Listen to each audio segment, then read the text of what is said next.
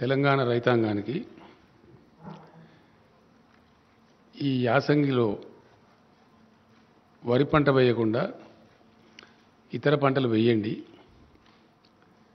కారణం ఏమిటి అంటే ధాన్యం సేకరణ చేసేటువంటి కేంద్ర ప్రభుత్వం ధాన్యం సేకరణ మేము చెయ్యము అని కరాఖండిగా తేల్చి చెప్తున్నారు కాబట్టి నష్టపోతాము, అట్లా వద్దు అని చెప్పారు. ఇంకొక మాట కూడా సందర్భంలో వారు చాలా స్పష్టంగా చెప్పారు. తెలంగాణ రాష్ట్రం ఏర్పడిన నాడు రైతుల ఆత్మహత్యలు, చాలా కకావికలైనటువంటి వ్యవసాయం, వలసలు, పాలమూరు, నల్లగొండ, మెదక్ జిల్లాల లాంటి ఆనాటి కరువు జిల్లాలుగా గుర్తించిన జిల్లాల నుంచి రైతులు కూడా కూలీ పనుల కోసం హైదరాబాద్ రావటం, చాలా దారుణమైన పరిస్థితులు ఉండేవి. టీఆర్ఎస్ పార్టీ ప్రభుత్వం అయిన తర్వాత, రాష్ట్ర సాధన జరిగిన తర్వాత ప్రజలు ఇక్కడ మాకు ఈ రాష్ట్రాన్ని తీర్చిదిద్దేటువంటి అవకాశం అధికారం రూపంలో కట్టబెట్టింది కాబట్టి ఒక స్థిరమైనటువంటి లక్ష్యంతో, నిర్ణయాత్మకమైనటువంటి పద్ధతిలో ఈ రాష్ట్రంలో గ్రామీణ ఆర్థిక వ్యవస్థను పరిపుష్టం చేయాలా, అట్లనే వ్యవసాయాన్ని స్థిరీకరించాలి, పల్లెలు చల్లగా ఉండేటట్టు చేయాలి, వృత్తి పని వాళ్ళందరికీ పనులు దొరకాలి అని ఒక అప్రోచ్ని తీసుకున్నాం. స్పష్టమైన పాలసీ. ఆ దిశలో చాలా పటిష్టమైనటువంటి బలమైన అడుగులు కూడా రాష్ట్ర ప్రభుత్వం వేసింది. అందులో మొదలుపెట్టింది అడుగంటిపోయినటువంటి భూగర్భ జలాలు పెంచడానికి, మొత్తం శిథిలమై చిక్కిపోయినటువంటి చెరువులన్నింటినీ కూడా మిషన్ కాకతీయ పేరు మీద అద్భుతమైనటువంటి చెరువులుగా తీర్చిదిద్దడం జరిగింది. ఇది యావత్ రాష్ట్ర ప్రజానికానికి తెలుసు. ఆ తదనంతరం చాలా అస్తవ్యస్తంగా, లోపభూయిష్టంగా, ఎప్పుడు వస్తుందో ఎప్పుడు పోతుందో తెలియనటువంటి కరెంటును పూర్తిగా సంస్కరించి అనేక పెట్టుబడులు పెట్టి 24 గంటలు అన్ని రంగాలకు భారతదేశంలో మరే రాష్ట్రంలో లేని విధంగా వ్యవసాయానికి కూడా 24 hours clean power supply, very clean power, standard power, quality పవర్ను కూడా సప్లై చేసినాం. అది మాత్రమే సరిపోదు అనే ఆలోచనతో పెట్టుబడులకు కూడా చిన్న చిన్న రైతాంగం, ఇక 93% పైబడి సన్న చిన్నకారు రైతులు ఉన్నారు కాబట్టి ప్రపంచంలో ఎక్కడ లేదు, ఇండియాలో కాదు, రైతు బంధు అనేటువంటి పథకాన్ని తెచ్చి మొదట పంటకు 4,000తో ప్రారంభించి దాన్ని 5,000కు పెంచి ఎకరానికి 10,000 రూపాయలు పెట్టుబడి కోసం ఒక సంవత్సరంలో ఇచ్చే ప్రభుత్వం ఒకటే ఒక ప్రభుత్వం ఇండియాలో, తెలంగాణ ప్రభుత్వం. అట్లాగే రైతులు చితికిపోయి ఉన్నారు కాబట్టి, బ్రతుకులు ఆగమైనవి కాబట్టి, చిన్న రైతులు పాపం చనిపోతే ఆ కుటుంబాలు రోడ్డున పడతాయి కాబట్టి అక్కడ కూడా ఇబ్బంది రావద్దని చెప్పి దాదాపు 1300-1400 కోట్లు యావత్తు రైతాంగం యొక్క ప్రీమియం కూడా ప్రభుత్వమే చెల్లిస్తూ ఒక పైసా కూడా రైతు మీద భారం లేకుండా రైతు బీమా పథకాన్ని కూడా తెచ్చినాం. ఇది కూడా unique scheme in the world. ఆ రోజు ఆయన ఎల్ఐసి చైర్మన్ గారే చెప్పారు, Telangana state is the largest customer of LIC అని చెప్పి ఆ చైర్మన్ గారే బాహాటంగా హెచ్ఐసిసిలో సభలో చెప్పినారు. ఇట్లాంటి ఇంకా అనేక చర్యలు. ఆ కాలంలో విత్తనాలు సరిగ్గా దొరికేటివి కావు, విపరీతమైన కల్తీ విత్తనాలు ఉండేటివి. మొత్తం భారతదేశంలో కేంద్రాన్ని కొన్ని నెలల పాటు కొట్లాడి ఒప్పించి పీడీ యాక్ట్, కల్తీ విత్తనాల అమ్మిల మీద పీడీ యాక్ట్ ఉన్న ఒకే ఒక రాష్ట్రం తెలంగాణ, ఇండియాలో ఎక్కడ లేదు. అది కూడా మమ్మల్ని చాలా సతాయించింది కేంద్రం, అది ఇవ్వమంటే. అనేక నెలలు పోరాటం చేసి కేంద్రాన్ని ఒప్పించి కల్తీ విత్తనాలు అమ్మిన వాళ్ళ మీద పీడీ యాక్ట్ తెచ్చిన ఒకే ఒక రాష్ట్రం ఇండియాలో. ఇది రైతాంగం యొక్క శ్రేయస్సును కోరుకోని. ఎరువులు అసలు దొరికేటి కావు. తెలంగాణ ఏర్పడక ముందు రైతాంగానికి ఎరువులు కావాలంటే రోజుల తరబడి లైన్లలో ఉండటం, అక్కడ గలాటాలు కావటం, చివరికి పోలీస్ స్టేషన్లలో ఎరువు బస్తాలు పెట్టిన అమ్మిన పరిస్థితులు కూడా మనం చూసినాం. రైతులు చూసినది అందరి గమనంలో ఉంది, అందరికి తెలిసిన విషయం. ఆ రోజు మొత్తం వాడినటువంటి ఎరువులలో ఈరోజు 3 ఫోల్డ్స్ పెరిగిపోయింది. అప్పటికిప్పటికి 3 రెట్లు ఎక్కువ పెరిగింది. దాదాపు 50-55 లక్షల టన్నుల 2 పంటలకు కలిపి ఎరువుల వాడకం జరుగుతూ ఉంది. ఆ రోజు కేవలం 13-14 లక్షలు ఉంటేనే పోలీస్ స్టేషన్లో పెట్టి అమ్మించారు. కానీ కేంద్రాన్ని ఒప్పించి, ఆయన ఇప్పుడు లేరు పాపం, చనిపోయినారు, అనంతకుమార్ గారు అని మినిస్టర్ ఉండేప్పుడు, వాళ్ళని ఒప్పించి మాకు సమ్మర్లో ఇవ్వండి, ఎవరు తీసుకున్నప్పుడు మేము తీసుకుంటామని చెప్పి వాటిని పెట్టడానికి గోడౌన్లు కూడా నిర్మాణం చేసి అగమేఘాల మీద అది కూడా పునరుద్ధరించి మంచి విత్తనాలు అందుబాటులోకి తేవడం, ఎరువులు అందుబాటులోకి తేవడం, మిషన్ కాకతీయ ద్వారా చెరువుల పునరుద్ధరణ చేసి భూగర్భ జలాలు పెంచడం, 24 గంటలు క్వాలిటీ పవర్ సప్లై చేయడం, పెట్టుబడికి రైతు బంద్ చేయడం, దురదృష్టవశాత్తు రైతు చనిపోతే రైతు బీమా ఇవ్వడం, ఇట్లాంటి చర్యల వల్ల అద్భుతమైనటువంటి వ్యవసాయ స్థిరీకరణ జరిగి దాని మీద ఈరోజు కరోనా లాంటి విపత్కర పరిస్థితి వస్తే 100% ధాన్యాన్ని ప్రతి గ్రామంలో దాదాపు 6,000 పైచీలకు కొనుగోలు కేంద్రాలు ఏర్పాటు చేసి రైతులు మార్కెట్కు రాకుండా ఒక దగ్గర జమ కాకుండా నెలల తరబడి, అనేక నెలల తరబడి ధాన్యాన్ని కూడా సంపూర్ణంగా కొనుగోలు చేసిన ఒకే ఒక్క రాష్ట్రం ఇండియాలో ఇలా తెలంగాణ. అంటే రైతులను కడుపులో పెట్టుకొని వాళ్ళని సాధాలని, వాళ్ళని ఒక లైన్లో పెట్టాలని అద్భుతమైనటువంటి కృషి చేసి లైనప్ చేసింది టీఆర్ఎస్ గవర్నమెంట్. ఇది జరిగిన చరిత్ర మీకు తెలుసు, అందరికీ తెలుసు, ప్రజలకు కూడా తెలుసు. అందరు రైతుల స్వానుభవంలో ఉన్నటువంటి మాట ఇది, వాళ్ళ సొంత అనుభవంలో ఉన్న మాట. గత 7 ఏళ్ల కింద ఎట్లా ఉండే, ఈరోజు ఎట్లా ఉన్నది, ప్రతి రైతుని ఎవరినంటే చెప్తారు. ఇది జరిగింది. ఈ సందర్భంలో ఒక మాట ఇక్కడ చెప్పాల్సిన అక్కర్నది.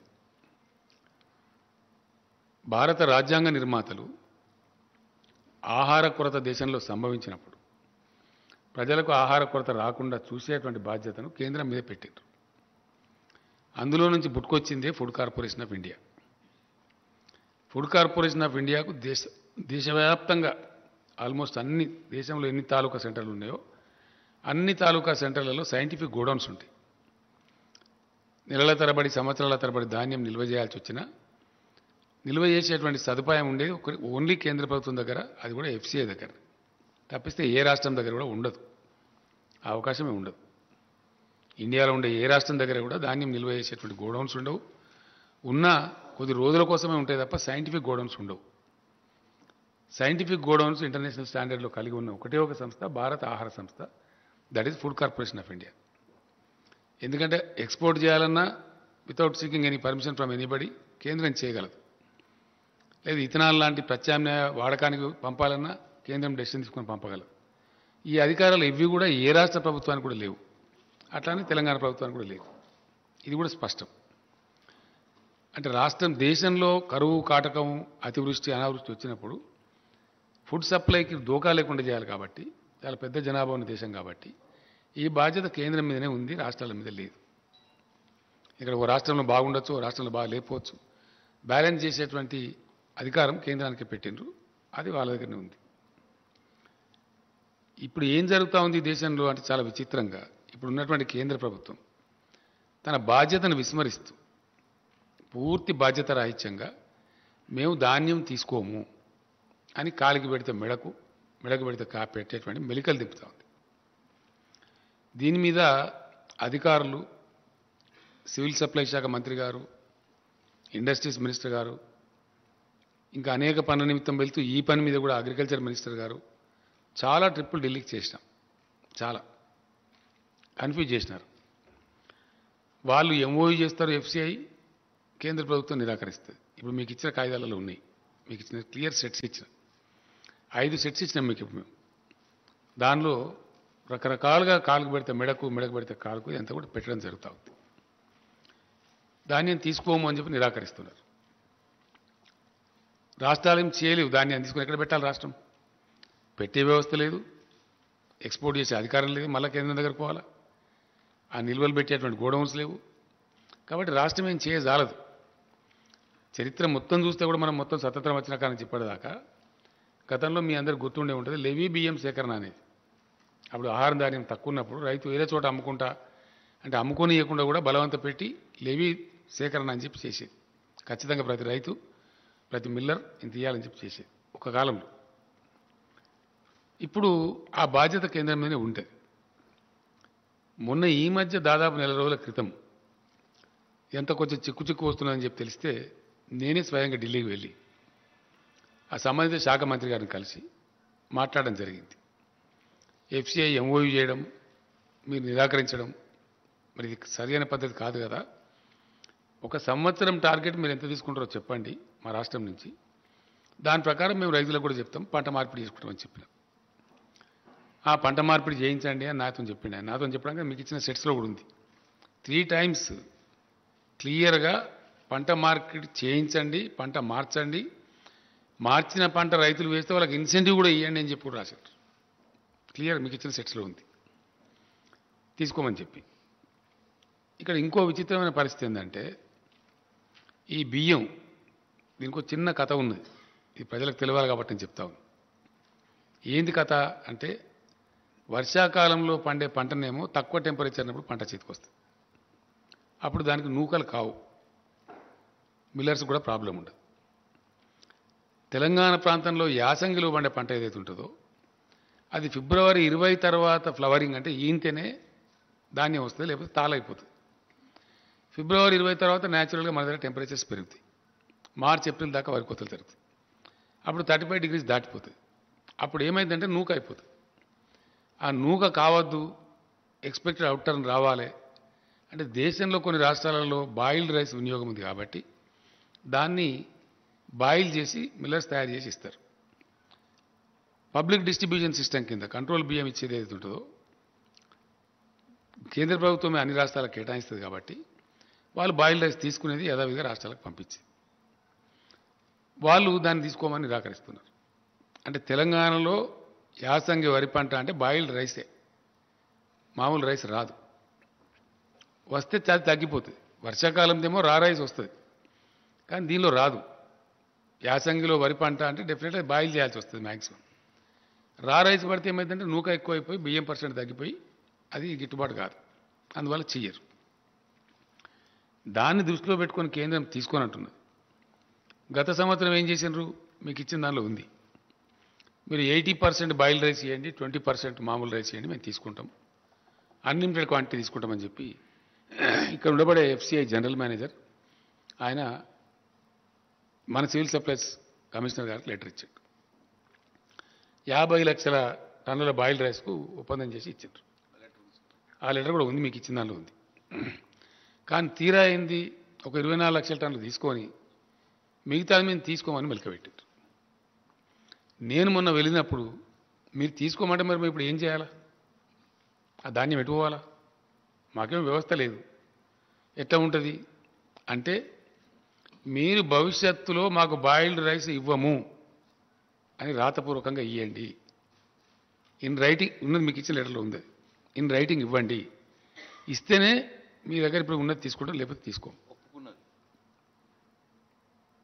ఆ విధంగా చెప్పారు. అప్పుడు ఏం చేస్తాం? మనం ఆ రైస్ పోవాలి కదా, అది వేల కోట్ల రూపాయల వ్యవహారం. డబ్బులతో మరి పెట్టి రైతులకు డబ్బులు ఇచ్చేసినాం, బ్యాంకులో ఇంట్రెస్ట్ పడతా ఉంటుంది.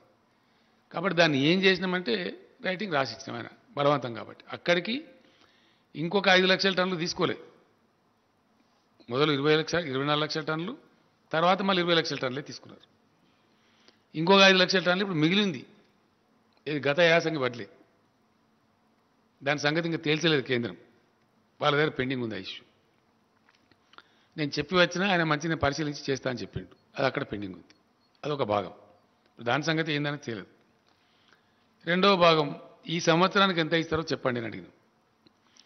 ఆ టీకా మై బాద్ మే బాత్ కరెంటే నేనే ఐసా నహీ హోతా, నేను ఉంటా, నేను ఇదే పనిగా వచ్చిన కాబట్టి నేను రేపు కూడా ఉంటా, మీరు పిలవండి, మీ సెక్రటరీని పిలవండి, మీ ఎఫ్సిఐ వాళ్ళని పిలవండి, అందరి ముందు నేనే ఉండి మాట్లాడతాను చెప్పండి. మాకు స్పష్టమైన అవగాహన కావాలి, కన్ఫ్యూజన్లు పనికిరాదని చెప్పి తెల్లారి సమావేశం పెట్టారు. పెట్టిన తర్వాత మంత్రి ఏమంటారంటే మేము ఇంత తీసుకునే పరిస్థితి లేదు, కాబట్టి ఎంతో కొంత నిర్ణయం చేసి మీకు తెలియజేస్తాం, మీకు కమ్యూనికేట్ చేస్తామని చెప్పారు. ఈ రోజు వరకు ఎంత తీసుకుంటామనేది వాళ్ళు చెప్పలే. ఈ సంవత్సరం పంట యాసంగి పోయిన తర్వాత ఈ సంవత్సరంలో ఈ కాలం ఆ కాలం లేదు. బాయిల్ రైస్ అయితే జీరో. మేము తీసుకో ఒక కేజీ కూడా తీసుకోం. రా రైస్ ఎంత తీసుకుంటాం అది కూడా చెప్పలేదు. ఈ కన్ఫ్యూజన్లో ఏమైంది, వర్షాకాలంలో మన దగ్గర వేసిన పంట 62 లక్షల పైచిలక ఎకరాలలో తెలంగాణలో వరి పంట వేసిండ్రు. ఇప్పుడు కోతలు స్టార్ట్ అయింది. ఇప్పుడు స్టార్ట్ అయిపోయి ధాన్యం వస్తూ ఉంది. సరే, దానికి కేంద్రం తీసుకుంటామని చెప్పారు. వాళ్ళు ఎంతో కొత్త తీసుకుంటామని, ఎంత తీసుకుంటామని చెప్పలే. ఇప్పటికి ఈరోజు కమ్యూనికేషన్ లేదు. ఇదే తీసుకునే పరిస్థితి లేదు వాళ్ళు చెప్పే ప్రకారంగా. అంటే సుమారు 1,70,00,000 దాకా వడ్లు వస్తాయి, 1,10,00,000 దాకా ఇంచుమించుగా రైస్ వస్తుంది. 1,10,00,000 రైస్ ఇప్పుడు వర్షాకాలం పంటనే రెడీగా ఉండి ఏదైతే ధాన్యం మార్కెట్లకు వస్తున్నదో, కొనుగోలు కేంద్రాలకు వస్తున్నదో ఇప్పుడు రెడీగా ఉంది. దాన్ని తీసుకునే దిక్కే లేదు ఇప్పుడు ఈడ. దానికి ఇంకా లెటర్ రాలేదు. నేను మొన్న కూడా 3 days బ్యాక్ కూడా 4 days బ్యాక్ కూడా ఆ మంత్రి గారికి ఫోన్ చేస్తే నేను విదేశాలకు పోయినా, నేను లేకుంటుంది, మీకు 1-2 daysలో చెప్పేస్తాను. చెప్పలే, ఆయన సమాధానం లేదు. లేకపోగా ఏం చేసినారు, మీ దగ్గర 62 లక్షల ఎకరాలలో వరి పంట లేనట్టున్నది, శాటిలైట్ పిక్చర్ చూపెడతలేదు అని మనల్ని కించపరిచే మాట మాట్లాడు. నాకు కోపం వచ్చి నేను చెప్పిన, ఇదేం పద్ధతి అండి, మీరు తీసుకోమని చెప్పండి, తీసుకుంటామని చెప్పండి. ఒక రాష్ట్ర ప్రభుత్వంగా మేము లేని వారిని ఉన్నట్టు చెప్తామా? అటువంటి అక్రమాకి ఏముంటుంది? అది ఓను మళ్ళీ మేము రికార్డ్స్ డిజిటలైజ్ చేసినాము, ధరణి పోర్టల్ తెచ్చినాము, ప్లస్ రైతు బంధు డబ్బులు ఇస్తాం. మేము ఏ రైతుకు డబ్బులు ఇస్తున్నాం అనేది మా ఫైనాన్స్ సెక్రటరీ గారు ఇక్కడ హైదరాబాద్లో వేస్తే వాళ్ళ బ్యాంక్ ఖాతాలకు వెళ్ళిపోతున్నాయి. కాబట్టి ఇంత పారదర్శకంగా చేసేదాన్ని మీరు కాదని చెప్తే చాలా టూ మచ్, ఇది కరెక్ట్ కాదు అని కోపానికి వచ్చారు. సరేనండి, మంచిది, మీ వాళ్ళని పంపమంటే మన అగ్రికల్చర్ సెక్రటరీ, మన ఫైనాన్స్ సెక్రటరీ మన ఢిల్లీకి పోయి 3 రోజులు ఉండి వచ్చారు. దాని మీద ఇప్పుడు ఉలుకు లేదు, పలుకు లేదు. ఇప్పటి సమాధానం రాలే. అంటే 62 లక్షల ఎకరాల్లో వచ్చేటువంటి సుమారు 1,70,00,000 వడ్లదే అతి గతి లేదు. ఇప్పుడు ఇది రెడీగా వచ్చిన పంటదే. ఇది ఉన్న యథాతథమైన పరిస్థితి.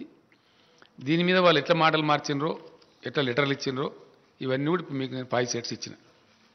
దానిలో హైలైట్ కూడా చేసినాం మేము. ఎస్, వస్తుంది ఇప్పుడు ఆటోమేటిక్గా. దానికే ఇప్పుడు ఏం లేదు. ఇది ఈ విధంగా ఉంది. ఈ విధంగా ఉన్నటువంటి దాన్ని ఇదే ఒక ఇబ్బంది ఉంది, ఒక సమస్యాత్మకంగా ఉంది. ఇది ఏం తేలాలని చెప్తే మనం ఇటీవల శాసనసభ సమావేశం జరిగినప్పుడు కూడా దానిలో కూడా నేను స్పష్టంగా చెప్పిన రైతాంగానికి ఇదంతా ఇప్పుడు మీకు చెప్పిన సబ్జెక్ట్ అంతా చెప్తూ, నవంబర్లో మొదటి వారంలో కానీ 2వ వారంలో కానీ ప్రకటిస్తారు, ప్రభుత్వం ప్రకటిస్తుంది, యాసంగిలో ఏ పంటలు వేసుకోవడం ఉత్తమం అనే మాట చెప్తామని చెప్పాను. అక్కడి నుంచి సమాధానం లేదు ఒకటి. రెండోది బాయిల్డ్ రైస్ అయితే తీసుకోమని చెప్పాను, 2 స్పష్టంగా ఉంది. కాబట్టి వరి పంట వేస్తే ఏమవుతుంది, రైతులు నష్టపోతారు, అది అమ్ముడు పోదు. రాష్ట్ర ప్రభుత్వం కొనుగోలు చేయజాలదు, బికాస్ కేంద్రం తీసుకోదు. కాబట్టి రాష్ట్ర ప్రభుత్వం తీసుకొని ఏం చేయాలా, తీసుకోజాలన్నప్పుడు ఎటు వాళ్ళం అది పోదు. దానికి బదులుగా మేము గతంలో 15-20 రోజుల నుంచి 30 రోజుల నుంచి నేను 2-3 times నేను మినిస్టర్ గారు అంతా రివ్యూలు చేసి ఏ పంటలు వేయడానికి అనుకూలంగా ఉంటుంది శాస్త్రవేత్తలను పిలిపించి, అగ్రికల్చర్ యూనివర్సిటీని పిలిపించి మాట్లాడి, కొన్ని రకాల సీడ్స్ మన దగ్గర లేకపోతే కూడా దాన్ని తెప్పించినాం. ఏ పంటలు అయితే వేయచ్చో, ఏ పంట అయితే లాభసాటి ఉంటుందో, నువ్వులు కానీ, ఆవాలు కానీ, మన పలికాయ కానీ, ఇంకా ఇతర దాదాపు 9-10 పంటలని వేయదగినటువంటి, వరికంటే మంచి లాభం వచ్చే పంటలు కూడా ఉన్నాయి. మనం ఎందుకంటే కరెంటు తెచ్చినాం, నీళ్లు తెచ్చినాం, భూగర్భ జలాలు పెంచినాం, పెట్టుబడి ఇస్తున్నాం, రైతాంగం చేయడానికి సిద్ధంగా ఉన్నారు, వ్యవసాయ స్థిరీకరణ జరిగింది రాష్ట్రంలో. కాబట్టి మన రైతాంగం నష్టపోవద్దు, రైతాంగాన్ని కాపాడుకోవాలి అని మేము ఇతర పంటలు వేయమని చెప్పాం. నిన్న వ్యవసాయ శాఖ మంత్రి గారు స్టేట్మెంట్ ఇచ్చారు.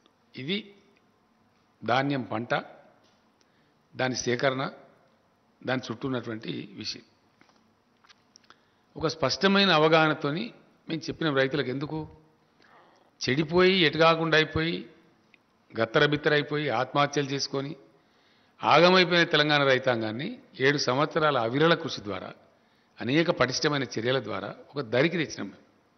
డెఫినెట్గా ఇలా గ్రామాలలో సంతోషం ఉన్నది, పంటలు పండుతున్నాయి, మంచిగా అద్భుతమైన పంటలు పండుతున్నాయి, నీళ్లు వస్తున్నాయి. కాకతీయ కెనాల్లో దాదాపు 9 నెలల పాటు నీళ్లు పారే పరిస్థితి కళ్ళారా చూస్తూ ఉన్నాం. ఇతర అనేక ప్రాజెక్టులు పారుతున్నాయి.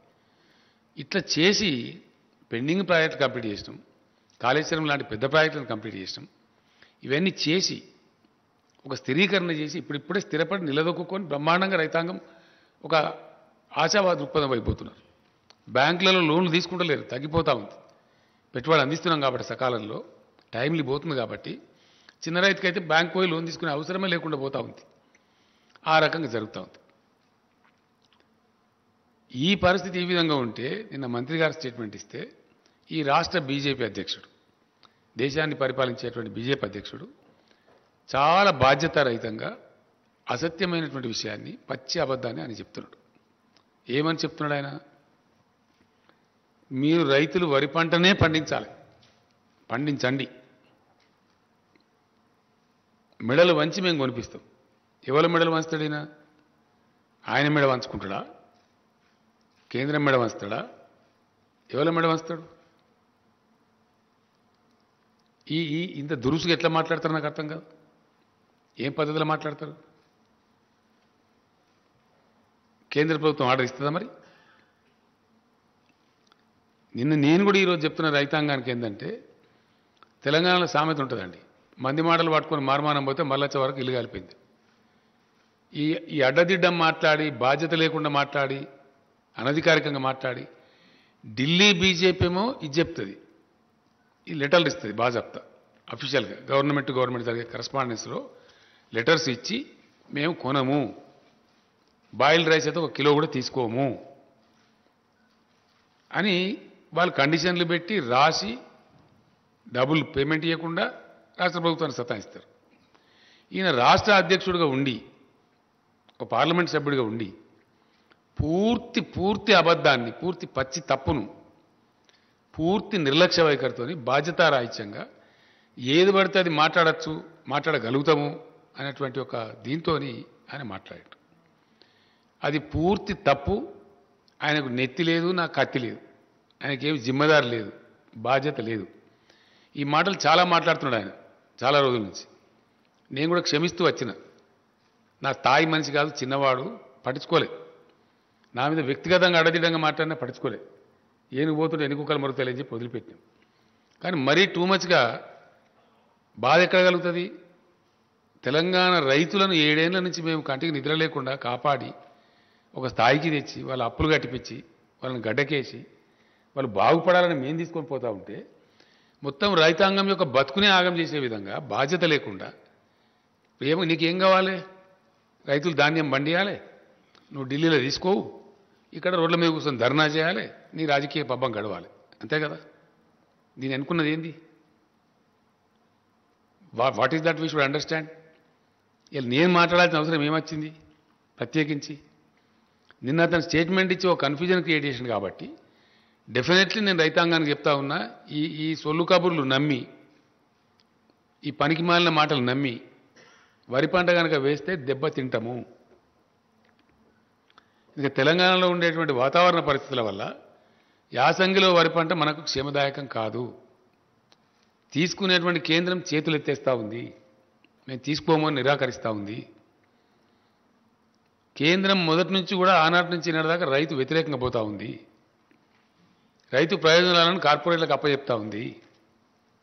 సంవత్సర కాలం నుంచి ఢిల్లీలో రైతులు ధర్నాలు చేస్తూ ఉన్నారు, ఉద్యమాలు చేస్తూ ఉన్నారు, రైతుల మీద కార్లు ఎక్కించి చంపుతా ఉన్నారు, రైతులను కొట్టుమని ప్రవోక్ చేసి చెప్తా ఉన్నారు ముఖ్యమంత్రి స్థాయిలో ఉండే వ్యక్తులు. కేంద్ర మంత్రులు కార్లు ఎక్కించి చంపుతారు, ముఖ్యమంత్రులేమో దాడి చేయమని చెప్తారు. అంటే ఎంత దూరమైనా పోయి రైతులను వీళ్ళు తొక్కివేసి అణిసివేసే పరిస్థితులు ఉన్నారు కాబట్టి వాళ్ళ వైఖరి స్పష్టంగా తెలుస్తున్నది. కాబట్టి రేపు మనకు కూడా ఇదే పరిస్థితి సంభవిస్తుందని చెప్పి నిన్న మంత్రి గారు చాలా బాధ్యతతోని చాలా స్పష్టంగా రైతులను కాపాడుకోవాలనే ఉద్దేశంతో ఇంత దూరం తీసుకొచ్చి, ఇంత మంచి పెట్టుబడి ఇచ్చి, కరెంట్ ఇచ్చి, మాకేమో బాధ్యత ఉంది. ఈ రాష్ట్రాన్ని తెచ్చినాం, మేము రైతాంగాన్ని ఒక దరికి తెచ్చినాం, వ్యవసాయాన్ని ఒక దరికి తెచ్చినాం. ఇలా సంతోషంతో ముఖాలు వెలుగుతున్నాయి. కాబట్టి 7 ఏళ్ళు చాలా మేము సహనంతో ఉన్నాం. వీళ్ళు అడ్డదిడ్డంగా మాట్లాడినా, పిచ్చిగా మాట్లాడినా, అహంకారపూరితంగా మాట్లాడినా, చాలా దురుసుగా మాట్లాడినా, వాళ్ళ స్థాయిని మించి మాట్లాడినా క్షమించినాం, ఊరుకున్న మేము వదిలిపెట్టినాం. కానీ రైతాంగం జీవితంతోనే ఆడుకుంటాము, మా చిల్లర రాజకీయాల కోసం తెలంగాణ రైతులు ఏమైనా పర్వాలేదు, పంట పండించి వాళ్ళు మునిగినా పర్వాలేదు, కానీ మేము మాత్రం సొల్లు పురాణం మాట్లాడుతూనే ఉంటాం, అడ్డం పొడుగు మాట్లాడుతూనే ఉంటాం అనే పద్ధతిలో మాట్లాడినారు. కాబట్టి నేను ఇలా రియాక్ట్ అయ్యి ఇది చెప్పాల్సి వస్తున్నది. రైతాంగాన్ని హెచ్చరించుకోవాలి, రైతాంగాన్ని కాపాడాలి కాబట్టి చెప్తా ఉన్నాను. డెఫినెట్లీ 100% వీళ్ళు చెప్పేది తప్పు. మొత్తం ఇంకొక విషయం కూడా ఇక్కడ స్పష్టంగా చెప్పాల్సిన అవసరం ఉంది. ఇది వ్యవసాయానికి సంబంధించి. ఎస్, డెఫినెట్గా నేను రైతులకు మనవి చేస్తూ ఉన్నా. 7 ఏళ్ళు మిమ్మల్ని కాపాడింది ఎవరో మీకు తెలుసు, మీకు మంచి కరెంట్ ఇచ్చేది ఎవరో మీకు తెలుసు, ఎరువులు సప్లై ఎట్లా జరుగుతుందో మీకు తెలుసు, మీకు ఇలా ధాన్యం అక్కరపడ్డప్పుడు ఎట్లా కొనుగోలు చేసినామో మీకు తెలుసు. మీరు నష్టపోవద్దని, మీకు ఇబ్బంది కావద్దని, మీరు మునిగిపోవద్దని, అనవసరంగా కేంద్రం కొన్నటువంటి ధాన్యాన్ని పండించి దెబ్బతినవద్దని, మళ్ళా తెలంగాణ రైతులకు దుస్థితి రావద్దని మేము ఈ మాట చెప్పినాం. నిన్న మంత్రి గారు చెప్పిన మాట ఎందుకు చెప్పిండు ఆయన? అక్కడి నుంచి జవాబు లేదు. వర్షాకాలం పంటకే తీసుకురా తెలియదు. అయినా మేము కొనుగోలు కేంద్రాలు ప్రారంభించినాం. ఎట్లనే చేసి ఫైట్ చేద్దాం, కాదంటే ఇంకేదైనా చేద్దాం, కానీ రైతులు మాత్రం నష్టపోనియద్దు. ఈ వర్షాకాలంలో వండిన పంట కొననైతే కొందాం, తర్వాత చూద్దామని చెప్పి ధైర్యం చేసి మేము కొనుగోలు కేంద్రాలు స్టార్ట్ చేస్తాం. కొనుగోలు కేంద్రాలు పెట్టాలని ధర్నా చేస్తారు వీళ్ళే, ఎక్కువ పెట్టాలని చెప్పి. ఢిల్లీలో ధాన్యం కొనరు వీళ్ళే. మళ్ళీ ఇప్పుడు యాసంగిలో పంట ఏమని చెప్పి బాధ్యతారహితంగా చెప్తారు వీళ్ళే. అంటే ఏంది ఇది? దీన్ని ఎట్లా అర్థం చేసుకోవాలా? ఇది బాధ్యత కలిగిన ముచ్చటేనా మాట్లాడేది? ప్రతి విషయంలో కూడా ఇదే మోసం, ప్రతి మాటలో కూడా ఇదే ఒక అహంకారంతో కూడుకుని ముచ్చట. చాలా చూసినాం ఇట్లా. పెట్రోల్ డీజిల్ ధరలున్నాయండి. పెట్రోల్ డీజిల్ ధరలు అద్భుతమైనటువంటి పద్ధతిలో అబద్ధం చెప్పింది కేంద్ర ప్రభుత్వం. ఎస్, 14లో వీళ్ళు అధికారానికి వచ్చిన నాడు క్రూడ్ ఆయిల్ ధర ఇంటర్నేషనల్ మార్కెట్లో $105.52 ఉంది, యుఎస్ డాలర్స్, $105.52. ఇవాళ క్రూడ్ ఆయిల్ ధర $83 ఉంది. బీజేపీ అధికారంలోకి వచ్చిన 2014 నుంచి నేటి వరకు ఏ ఒక్క సంవత్సరం కూడా 105ని మించి పోలే. $105 దాటలే ధర. మనందరికీ తెలిసి మనం వార్తలు చూసినాం. ఆయిల్ ప్రైజెస్ క్రాష్ అయిపోయి $30 పోయింది, ఒకసారి అయితే $30 పోయింది. బ్రెజిల్ దేశం దెబ్బతిన్నది, రష్యా ఎకానమీ దెబ్బతిన్నది, అవన్నీ కూడా మనం చూసినాం. అయినా వీళ్ళు అంతర్జాతీయ విపణిలో పెరిగింది అని అబద్ధం చెప్పి మోసం చేసి 2 మోసాలు చేసిండ్రు కేంద్ర ప్రభుత్వం. ఒకటి, పెరగని అంతర్జాతీయ ధరలు పెరిగినాయి అని అబద్ధం చెప్పిన ప్రజలకు, దేశానికి. నంబర్ 1. నంబర్ 2, పెంచే పద్ధతి వాస్తవానికి ఏంటంటే సుంకం పెంచాలి, అది పెంచకుండా దాన్ని సెస్ రూపంలో కన్వర్ట్ చేశారు రాష్ట్రాల వాటా ఎగ్గొట్టడానికి. ట్యాక్స్ రూపంలో కలెక్ట్ చేస్తే, ట్యాక్స్ పెంచి చేస్తేనేమో ఆటోమేటిక్గా డివైజ్ పూల్లోకి పోతుంది. అది రాష్ట్రాలకు 41% వాటా ఇవ్వాలి. రాష్ట్రాల వాటా ఎగ్గొడుతూ, రాష్ట్రాల నోరు కొడుతూ దాని పేరు సెస్ కింద మార్చి సెస్ వసూలు మొదలుపెట్టారు. లక్షల కోట్ల రూపాయలు, అనేక లక్షల కోట్ల రూపాయలు. ఇలా ఏపీ చీఫ్ మినిస్టర్ గారు అయితే పేపర్లో ఒక అడ్వర్టైజ్మెంట్ ఇచ్చిండ్రు. చేసి ఏం చేసిండ్రు? భయంకరంగా పెంచేసిండ్రు. ఆ రోజు $77 పెట్రోల్ ధర ఉంటే $114.49 చేసిండ్రు. $77 నుంచి $114 చేసింది పెట్రోల్ ధర. డీజిల్ ధర $68 ఉంటే $107 చేసిండ్రు. $107.40 చేసి ఈ పెరుగుదల మీద వచ్చిన మొత్తం డబ్బు రాష్ట్రాల నోరుగొట్టి వాళ్ళే తీసేసుకున్నారు. సెస్ రూపంలో మార్చేసి, ట్యాక్స్ రూపంలో పెట్టకుండా. ఇటు రైతులకు, ప్రజలకు మోసం, ప్రజల మీద భారం వేయడం, అబద్ధాలు చెప్పి వేయడం, అంతర్జాతీయ మార్కెట్లో పెరగకపోయినా కానీ పెరిగిందని చెప్పడం, పచ్చి తప్పు, పచ్చి మోసం, ప్రజలను మోసగించడం. రెండవది, రాష్ట్రాల వాటా ఎగ్గొట్టడం సెస్ రూపంలోకి మార్చి. ఈ 2 పనులు చేసి పెంచి ఇప్పుడు ఏం జరిగింది? మన జరిగిన ఉప ఎన్నికలలో ప్రజలు తీవ్రంగా రియాక్ట్ అయ్యారు, కొట్టిండ్రు. ఇప్పుడు 4 రాష్ట్రాల ఎన్నికల్ని అక్కడి కోసం కంటి తుడుపు చర్య కింద, ఐవాష్ కింద ఒక $5 పెట్రోల్ మీద, డీజిల్ మీద ఎంత $10 తగ్గించి, ఇదేదో మేము ఘనకార్యం చేసినాం, పెంచింది కొండంత, తగ్గించింది పిసరంత. కొండంత పెంచి పిసరంత తగ్గించి ఇంకా ఈ గొప్పతనానికి మేము చేసిన గొప్పతనానికి మేము చేసిన మోసానికి మీరు రాష్ట్రాలు కూడా తగ్గించండి. మేము ధర్నాలు చేస్తాం. ఎవరు ధర్నా చేయాలా? ధర్నా మీరు చేయన్నా మేము చేయన్నా? నేను ఇప్పుడు డిమాండ్ చేస్తా ఉన్న కేంద్ర ప్రభుత్వాన్ని, ఈ రాష్ట్ర బీజేపీని, సెస్ విత్డ్రా చేసుకోండి మొత్తం. కమాన్ విత్ సెస్. 105 రూపాయలు దాటనే లేదు. ప్రజల మీద భారం వేయద్దంటే, మీకు ప్రజల మీద ప్రేమ ఉంటే డెఫినెట్గా మీరు 77 రూపాయలకి పెట్రోల్ ఇచ్చేయాలి. 2014 రేట్కి ఇవ్వచ్చు. పెరగలే, మీరు పెంచారు. ప్రజల మీద మీరు భారం వేసారు. సైమల్టేనియస్లీ రాష్ట్రం ఒక పైసా పెంచలే. ఆనాడు ఎంతుందో మేము అధికారంలోకి వచ్చినాడు వ్యాట్ మేము పెంచగలిగే ఒక వ్యాటే. వ్యాట్లో మేము ఒక నయా పైసా, రూపాయి కాదు నయా పైసా కూడా పెంచలే.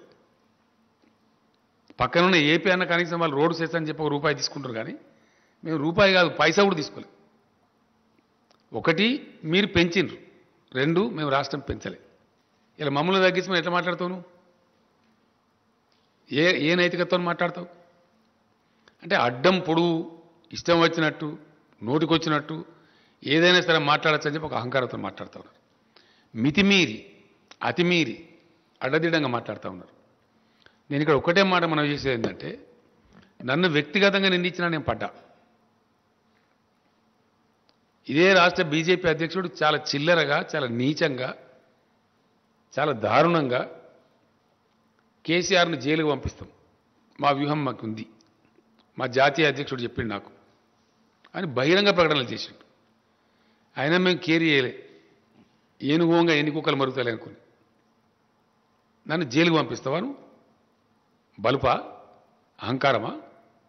ఏం కళ్ళు నెత్తికొచ్చినాయా? ఎవరితో మాట్లాడుతున్నావు నువ్వు? ఇంత అహంకారం ఏంది నాకు అర్థం కాదు. తప్పులు చేసేది మీరు, ప్రజల మీద భారం వేసేది మీరు, రైతులను మోసం చేసేది మీరు, రైతులు పండించే ధాన్యాన్ని కొనంది మీరు. మీ అసమర్థతను, మీ తెలివి తక్కువతనాన్ని, మీకు పరిపాలించలేని శక్తి లేనితనాన్ని ఇలా రాష్ట్రాల మీద రుద్ది రాష్ట్రాల ముఖ్యమంత్రులను జైలు పంపుతావాను? ముడతావా కేసీఆర్ను? ముట్టు చూడు బిడ్డ,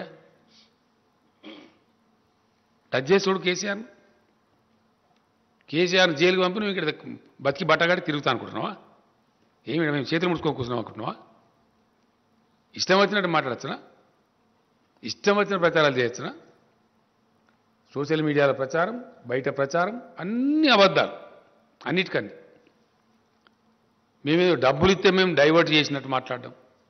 ఇచ్చిన డబ్బులు మిమ్మల్ని జాదే తెలంగాణ అయ్యేలా. అది నేను చెప్తలేను, రిజర్వ్ బ్యాంక్ ఆఫ్ ఇండియా చెప్పింది. It's not my statement. Reserve bank of India best contributing స్టేట్స్లో the best contributing state is Telangana అని చెప్పింది. మేమిచ్చే డబ్బుల మీద మీరు నడుపుతారు ఢిల్లీ, మీరు ఇచ్చే డబ్బుల మీద మేము నడపలేము. మొత్తం మీద ఈ 7 ఏళ్లలో, గతించిన 7 ఏళ్ల కాలంలో రాష్ట్రానికి కేంద్రం నుంచి వచ్చిన సొమ్ము కేవలం 42,000 కోట్ల రూపాయలు. Only 42,000 crores. అది అన్ని రాష్ట్రాలకు వచ్చినట్టు మనకు వచ్చింది. మెయిన్గా దానిలో 2-3 స్కీమ్లే ఉంటాయి. ఒకటి నరేగా, రెండవది NRHM, national rural health machine, మూడవది సర్వశిక్ష అభియాన్ అని ఎడ్యుకేషన్. ఇంతకు మించి రావు డబ్బులు. ఒక్కరోజు కూడా ఒక్క రూపాయి ఇవ్వలేదు. స్టేట్ రీఆర్గనైజేషన్ చట్టం ఏదైతే ఉందో ఆ చట్టం ప్రకారంగా 450 కోట్లు మనకు రావాలి. BRGF funds, backward region development funds ఎగ్గొట్టిండ్రు. అవి తీసుకొని రారు వీళ్ళు, అవి మాట్లాడరు, దాని గురించి మాట్లాడరు. మంత్రుల మీద, ముఖ్యమంత్రి మీద పెద్దంతరం చిన్నంతరం లేకుండా కళ్ళు నెత్తికెక్కి ఎంత పడితే అంత మాట్లాడి, మేము ఎందుకంటే రాష్ట్రం కొత్తగా తెచ్చుకున్నాం, ఎందుకు మనకు పెద్ద కేంద్రంతో అంత పెద్ద అప్ఫ్రంట్ కన్ఫ్రంటేషన్ ఎందుకు, ఒక పద్ధతిగా రాష్ట్రాన్ని సెటిల్ చేసుకుందామని మేము ఓపిక వహించి సంయమనం వహించి కేంద్రం సహకరించకున్నా 5 సంవత్సరాలు హైకోర్టు విభజన చేయలే. ఎందుకు చేయలేదు నేను అడుగుతా ఉన్నా? ఏం కారణం చేసి చేయలేదు?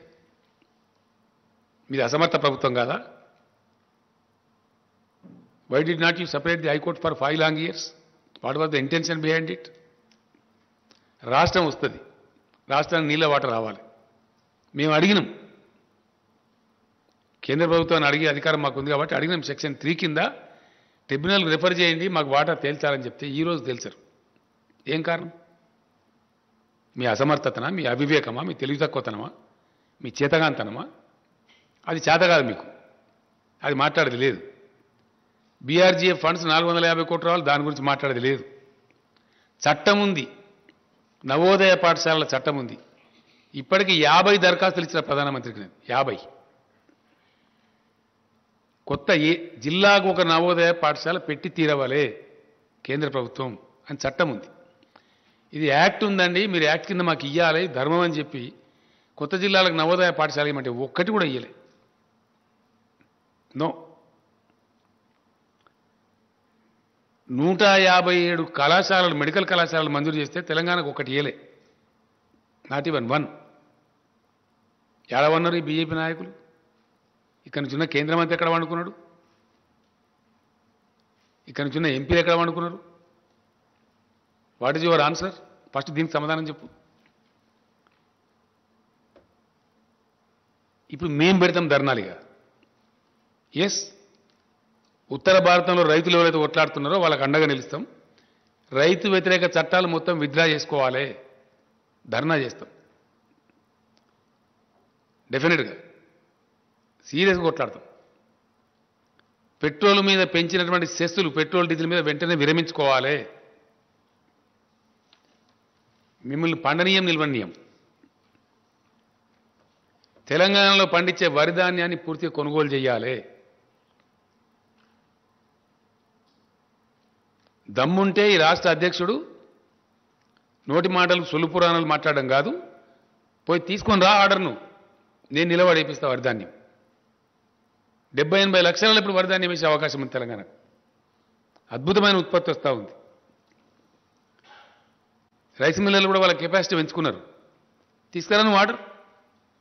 నువ్వు కేంద్రం వడ్లు తీసుకుంటా అంటే కేసీఆర్ వద్దంటుండా? ఏం చెప్తున్నావు నువ్వు?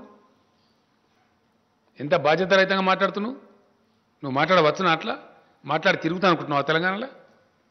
కేసీఆర్ బతుకుండగానే తెలంగాణ రైతులు నాగం చేస్తావా నీ సొల్లు పురాణంతో? చేయగలుగుతావా? దా, నువ్వు కొంటాను నిన్న మాట్లాడినావు కదా, మెడలు వంచుతాను. నీ మెడలు నేను వంచానా? మరి నీ మెడలు వంచులుగా ఇరుస్తాం డబ్బున రైతులు ధాన్యం తీసుకోకపోతే. తెస్తావా ఆర్డర్? నీ పార్టీ అధికారం ఉంది కదా ఢిల్లీలో, తీసుకొని రా. వారం లోపల తీసుకురా. అడ్డంపొడు మాట్లాడడం కాదు కదా, నీకు దమ్ముంటే. నిన్న రాత్రి కూడా మాట్లాడాను నేను. ఒకవైపునేమో పంటల మార్పిడి చేయించండి, వరిధాన్యం వేయించకండి అని రాతపూర్వకంగా ఇస్తారు, మీకు ఇచ్చిన సెట్లలో ఉంది, దయచేసి మీరు చూడండి. అది ఆన్ ద అదర్ హ్యాండ్ వరిధాన్యం వేయమంటావు నువ్వు అంటావు. ఢిల్లీ బీజేపీ వరిధాన్యం వేయొద్దంటది, ఇక్కడ సిల్లీ బీజేపీ వరిధాన్యం వేయాలంట. ఏది కరెక్టు? ఢిల్లీ బీజేపీ కరెక్టా, ఇక్కడ సిల్లీ బీజేపీ కరెక్టా? What is right? నేను మాట్లాడినా వ్యవసాయ శాఖ మంత్రి గారు, నేను కూర్చొని ఇది ఏం స్టేట్మెంట్ అని నాకు అర్థం కాదు, ఈ దరిద్రుడు ఇట్లా ఇచ్చాడు, ఇంకా బాధ్యత ఉందా, బరువు ఉందా, అసలు ఏం నాకు అర్థం కాదు, తమాషా అని చెప్పి అడిగితే మాట్లాడితే నేను కేంద్ర మంత్రిని అడిగిన నిన్న, ఏమండి మరి నువ్వు నాకు స్వయంగా ఇట్లా చెప్పినావు, మార్చమని చెప్పినావు, నాతో రాయించుకున్నావు, బాయిల్డ్ రైస్ 1 కిలో కూడా ఇయ్యమని చెప్పి ఇంకో 5 లక్షలు నిధులను పెండింగ్ పెట్టుకున్నావు, ఈ సంవత్సరం టార్గెట్ ఇవ్వమంటే ఇస్తలేవు, ఇంకా తేల్చలేదు. మరి మీ అధ్యక్షుడు వరి మాత్రమే పండించండి, ఎట్లా కొనరో చూస్తాం, ఎవరు కొంటారు, నువ్వా నేను కొనేదని అడిగిన. నేను ఐసా కైసా బోల్తే బోలే, ఇలా పేపర్లలో వస్తే తెప్పించుకొని చూడమని చెప్పింది. ఎలక్ట్రానిక్ మీడియాలో ఆల్రెడీ వచ్చింది, నువ్వు తెప్పించుకొని చూడు, పేపర్లు తెప్పించుకొని ఇలా మీ ఇంటెలిజెన్స్ ద్వారా తెప్పించుకోండి ఏం మాట్లాడిండో అని అడిగినాం. నేనేమంటున్నా అంటే నువ్వు తీసుకురా, ఆర్డర్ తీసుకురా, కేంద్రం కొంటా నేను వద్దంటున్నా. యాసంగిలో వరి పెట్టుకునే అవకాశం డిసెంబర్ ఎండింగ్ దాకా ఉంటుంది. నేను తెలంగాణ రైతాంగానికి ఒకటే మనవి చేస్తా ఉన్నా, డిసెంబర్ చివరి దాకా కూడా మనం వరి ధాన్యం పెట్టుకోవచ్చు. ఈ సిల్లీ బీజేపీ, దొంగ బీజేపీ ఆర్డర్ ఇస్తుందా? ఈ ఆర్డర్ తీసుకురా. 1.5 కోటి టన్నులు తీసుకుంటాం బాయిల్ రైస్ అని చెప్పి తీసుకురా. మొత్తం నేనే సీడ్ సప్లై చేయించి బ్రహ్మాండంగా నేనే పంట వేపిస్తాను నిలబడి. అన్ని జిల్లాల మంత్రులు, ఎమ్మెల్యేలు నిలబడి బ్రహ్మాండంగా పొలాలు చేపిస్తాం, కావాల్సినంత పట్టేంత వాటర్ ఉన్నది, ఫుల్ పవర్ సప్లై చేస్తున్నాం, పెట్టుబడి ఇస్తున్నాం రైతాంగానికి, మేమే వేయిస్తాం మరి పంట, తీసుకురాను అంటే ఏమన్నట్టు? ఇది బాధ్యతారహితంగా ఇష్టం వచ్చినట్టు సొల్లు పురాణం మాట్లాడుకుంటా, అబద్ధాలు ప్రచారం చేసుకుంటా మేము ఇట్లా తిరుగుతామంటే ఇప్పటిదాకా చెల్లింది. But now you will face. వర్షాకాలం ధాన్యం తీసుకునేదాకా నిద్ర పోనీయం, యాసంగి పక్కకు పెట్టు. కేంద్ర ప్రభుత్వాన్ని నిద్ర పోనీయం, ఇక్కడ వీళ్ళని కూడా తిరగనీయం బజార్ మీద.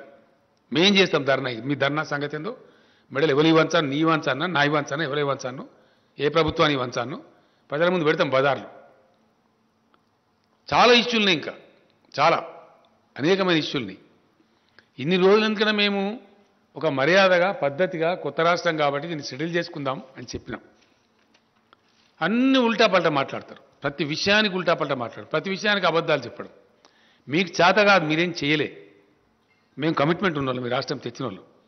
ఎస్, మేము దళిత బంధు పథకం తెచ్చినాం. 100కు 100% దాన్ని అమలు చేస్తాం. మాకు చిత్తశుద్ధి ఉంది. It's our agenda. స్పష్టంగా చెప్పిన ఉప ఎన్నిక రాగానే దొంగ మాటలు మాట్లాడడం, అబద్ధాలు చెప్పడం, సోషల్ మీడియాలో ఇష్టం వచ్చినట్టు అవాకులు చెవాకులు పెరగడం, ఇష్టం వచ్చిన పద్ధతులు ఎవరు పడితే వాళ్ళను ఏది పడితే అది మాట్లాడడం, ప్రజలను తప్పుదారి పట్టేయడం. ఇన్ని రోజులు మీ ఆటలు చెల్లినవి బిడ్డ. మీ నోటికొచ్చినట్టు కూస్తున్నారు కారుకూతలు.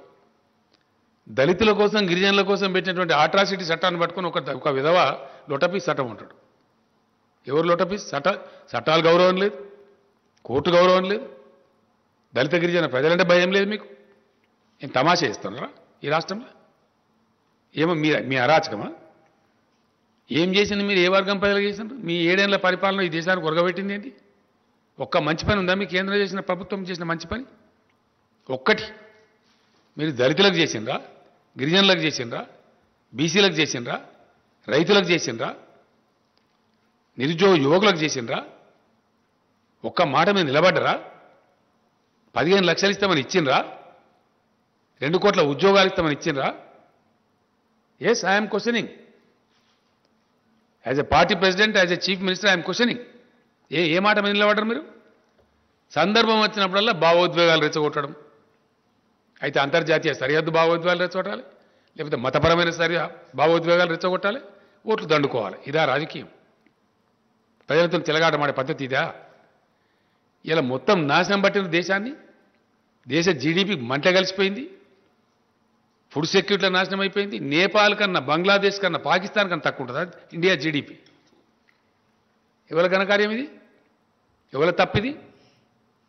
మీకు చేతగాక, వ్యవహారం చేయరాక, అడ్డగోలు ట్యాక్సులు పెంచి ప్రజల మీద భారం పెంచుకుంటా, మొత్తం ప్రభుత్వ రంగ సంస్థలను ఊడబీకి ప్రైవేటైజ్ చేసి, ఎంత అద్భుతమైన సంస్థనండి ఎల్ఐసి. ఎల్ఐసి లాంటి సంస్థను ఎందుకు ప్రైవేటీకరించాలా? కేంద్ర ప్రభుత్వానికే 30-40 లక్షల కోట్లు ఇస్తారు వాళ్ళు డబ్బులు. మీ బడ్జెట్లో భాగంగా ఉంటుంది అది. అటువంటి బ్రహ్మాండమైన సంస్థలను నిర్వీర్యం చేసుకుంటూ మీరా మాట్లాడేది? ఎన్ని రకాల ఒత్తిడి పెడుతున్నారు రాష్ట్ర ప్రభుత్వాలను మీరు? ప్రతి బాయి కాడ, రైతు కాడ మీటర్ పెట్టమని చెప్తున్నారు. నేను రెసిస్ట్ చేస్తా ఉన్నాను, నేను పోరాటం చేస్తా ఉన్నాను 2 సంవత్సరాల నుంచి. ఎందుకు పెట్టాలో? మా రైతాంగాన్ని మేము ప్రీగించుకుంటాం, డబ్బులు మేము కట్టుకుంటాం, బిల్స్ మేము పే చేస్తామంటే కూడా నో పెట్టాలి. లేకపోతే ఆర్ఈసీ ద్వారా, పిఎఫ్సి ద్వారా మీకు వచ్చే రుణాలు బంద్ చేయిస్తాం అని బ్లాక్ మెయిల్ చేస్తారు. ఇవన్నీ వాస్తవాలు.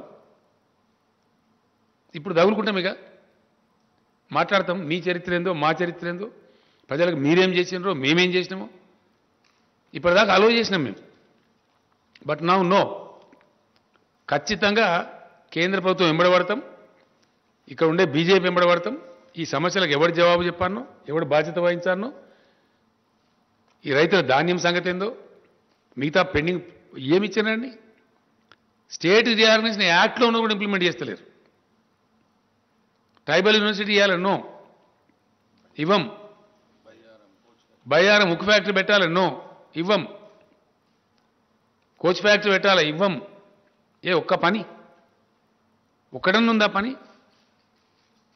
ఈ సోకాల్డ్ బీజేపీ అధ్యక్షుడు కానీ, ఇంకోటి కానీ ఇప్పుడున్న కేంద్ర మంత్రి కానీ 10 రూపాయలు పనిచేసిండ్రా తెలంగాణకు? 10 రూపాయలు ఏ పని చేసిండ్రు మీరు? ఒక ఇరిగేషన్ ప్రాజెక్టుకి ఇచ్చిండ్రా? నీతి ఆయోగ్ చెప్పింది మిషన్ కాకతీయ మంచి ప్రోగ్రాం 24,000 కోట్లు ఇవ్వని, మిషన్ భగీరథ మంచి ప్రోగ్రాం ఇవ్వని నీతి ఆయోగ్ రికమెండ్ చేసింది. సింగిల్ నా యాప్ అయితే ఇవ్వలే. 24,000 కోట్లు కాదు, 24 రూపాయలు కూడా ఇవ్వాలి. మా నీటి వాటా వెళ్తారు, హైకోర్టు పెండింగ్లో పెడతారు, 5 ఏళ్ళు కొట్లాట తర్వాత ఇస్తారు, ఎస్ఆర్సీ యాక్ట్లో ఉన్నది తేల్చారు. ఉల్టా మళ్ళీ మీరే మాట్లాడతారా? ఇక్కడ మెడల్ వంచుతారా? మీరు ఎవరు మాట్లాడతారు? మీ మెడల్ మేము మీ మెడల్ ఇస్తాం బిడ్డ, జాగ్రత్త. ఒళ్ళు దగ్గర పెట్టుకొని మాట్లాడాలా? పిచ్చి కూతలు కూస్తే ఇన్ని రోజులు ఏదో క్షమించిన మిమ్మల్ని మేము వదిలిపెట్టినాం. మాకు చేతగాక కాదు, అడుగున మిమ్మల్ని తరిమి కొట్టగలుగుతాం. మాకున్న క్యాడర్కు, మాకున్న లెక్కకు, మాకున్న శక్తికి. Yes, we are very powerful party here డెఫినెట్గా.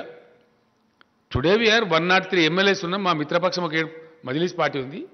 110 ఎమ్మెల్యేలు ఉన్నాం మేము 119లో. మమ్మల్ని ప్రజలు నామినేట్ చేసి వచ్చినాం మేము. మాకు ఎవడో ఢిల్లీకి వెళ్ళి నామినేట్ చేస్తే రాలే.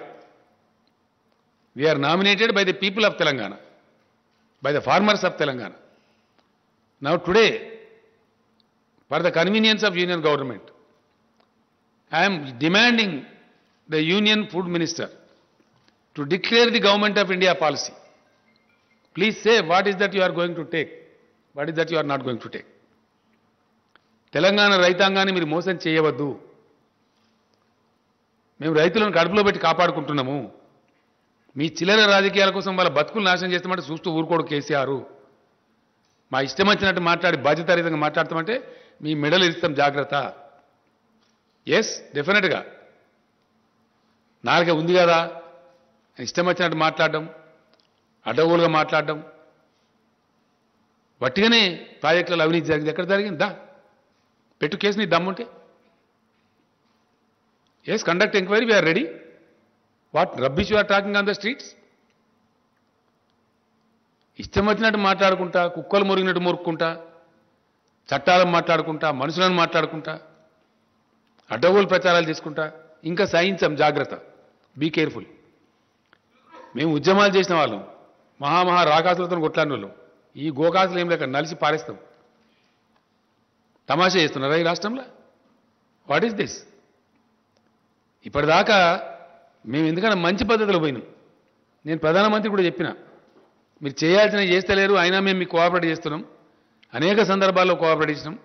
President of India election cooperate చేసినాం, vice president of India election cooperate చేసినాం, అనేక బిల్స్ పాస్ చేసేటప్పుడు కోఆపరేట్ చేసినాం.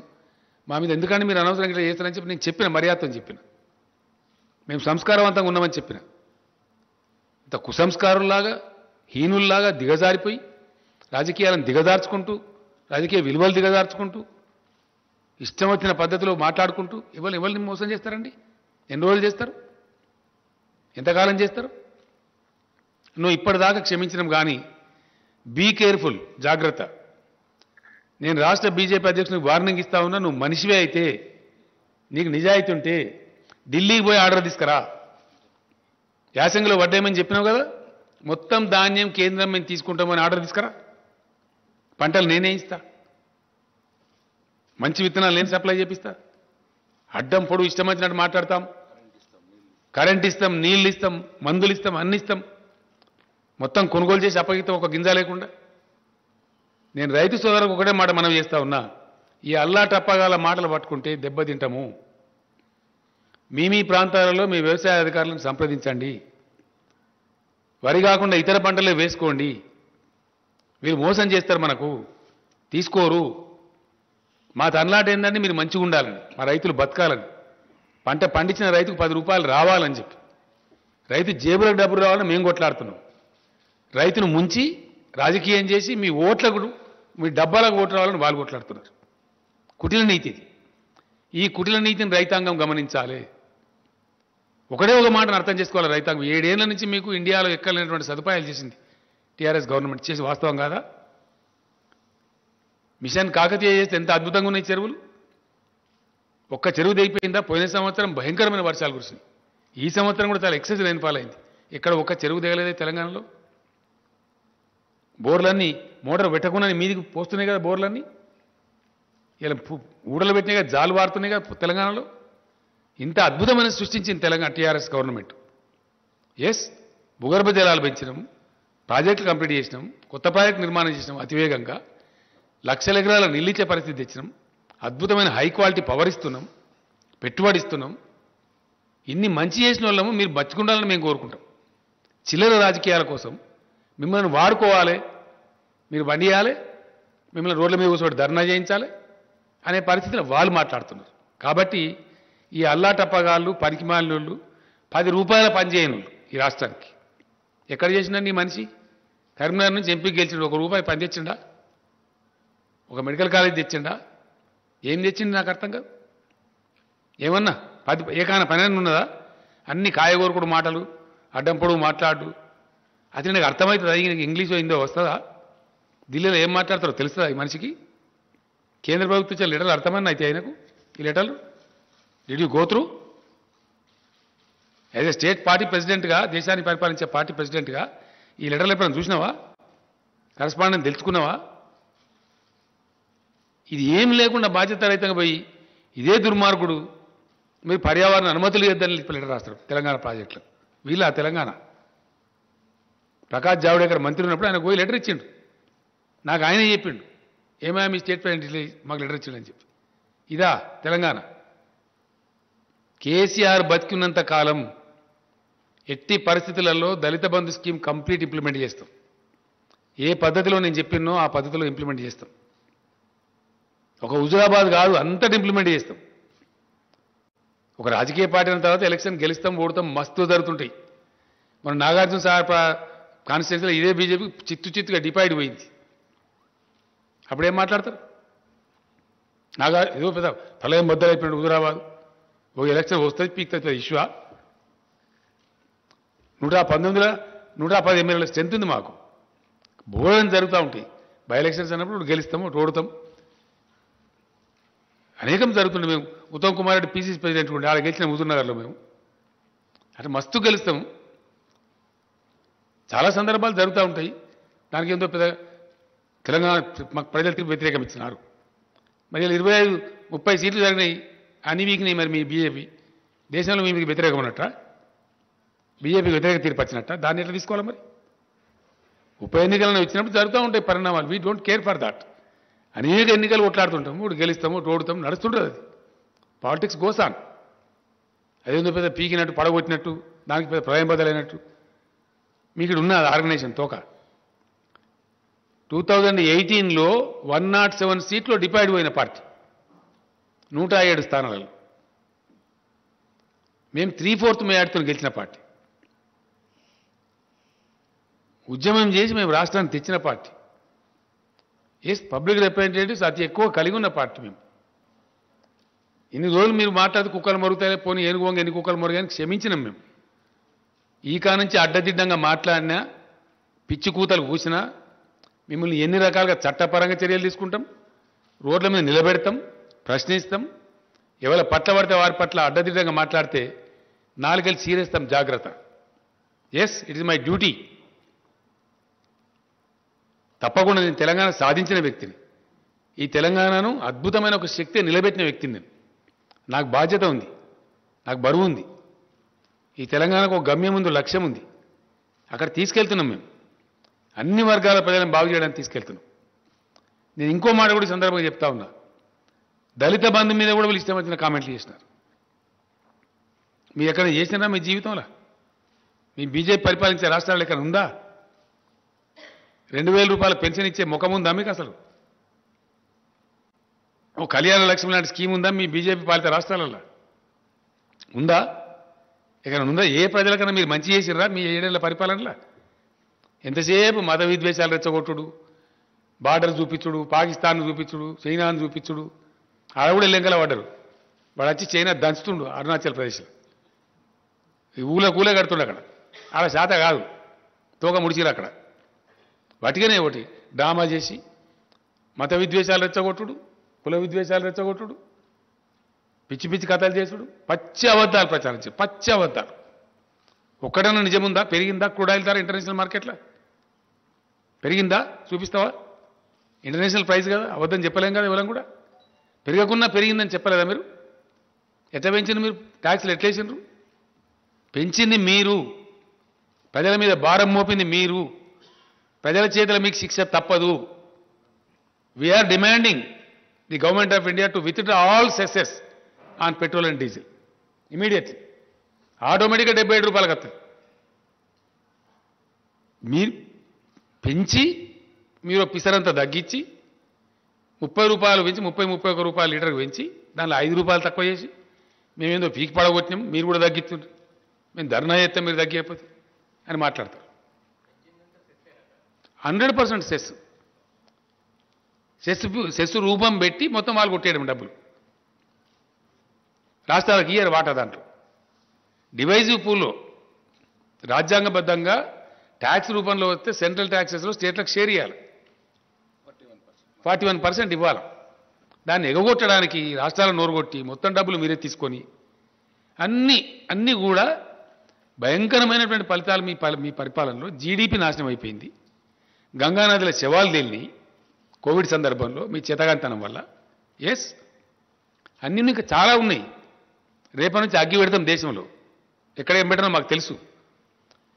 మీ అడ్డదిడ్డం పనులకు, మీ ఇష్టం వచ్చిన మాటలకు చాలా మర్యాదగా ప్రవర్తించినాం ఇప్పటిదాకా. But there is a limit for everything. నేను ఎప్పుడు మాట్లాడలే, నాకు ఇంత మంట ఎందుకు మండుతుందంటే వ్యక్తిగతంగా నన్ను నిందించినా నేను మాట్లాడలే, పర్సనల్గా నా మీద పడ్డా నేను మాట్లాడలే, కుక్కలు మొరుగుతారే ఎవడు పడుచుకుంటారో మాట్లాడలే, కేర్ చేయలే. కానీ రైతాంగం యొక్క బతుకుతో ఇలా చెలగాట మారుతున్నారు కాబట్టి, పంటలు వేయమని బాధ్యత రైతాంగం చెప్తున్నారు కాబట్టి, మీ మాట నమ్మి ఒకవేళ వడ్డు పండిస్తే రైతులు రేపు పొద్దున మునుగుతారు కాబట్టి, వాళ్ళని ఎట్టి పరిస్థితులు మునిగిపోనియద్దు, కాపాడుకోవాలి కాబట్టి నేను ఆవేదనతో నీ మాట చెప్తాను. ఏ వ్యవహారం చక్కగా ఉన్నదండి వీళ్ళది? సింపుల్ ముచ్చటండి, ఒకటే మాట దయచేసి, ఎక్కువ లేదు. కేంద్ర ప్రభుత్వం బియ్యం తీసుకుంటా, వడ్డు తీసుకుంటా అంటే రాష్ట్ర ప్రభుత్వం వద్దంటున్నదా? కమాన్ స్టేట్ దా. నేను మా వ్యవసాయ మంత్రి గారిని పంపిస్తా, ఆయన బాగా ఎడ్యుకేటెడ్, హైలీ ఎడ్యుకేటెడ్. నువ్వు రా డిబేట్కి అడగస్తావు. నువ్వు వంట అంటే మేము వద్దంటున్నావా? ఇన్ని నీళ్లు తెచ్చి, ఇన్ని ప్రాజెక్టులు కట్టి, ఇంత కరెంటు తెచ్చి, ఇలా రైతాంగం కార్లు కొనుక్కుంటున్నారు ఊళ్ళల్లో, ఊళ్ళు ముఖాలు తెల్లబడ్డాయి. హైదరాబాద్లో కూడా వాపసు పోయి ఇల్లు చదువుకుంటున్నారు, ఊళ్ళల్లో సంతోషపడుతున్నారు. ఒక దరికి వచ్చే తెలంగాణను నీ చిల్లర రాజకీయం కోసం నీ కంపు నోరుతోని ఇష్టం వచ్చినట్టు మాట్లాడి మెడలు వాస్తావు. ఎవరు మెడలు వాస్తావు? నీ మెడలు 4 ముక్కలు చేస్తావు అనుకుంటున్నావు, జాగ్రత్త.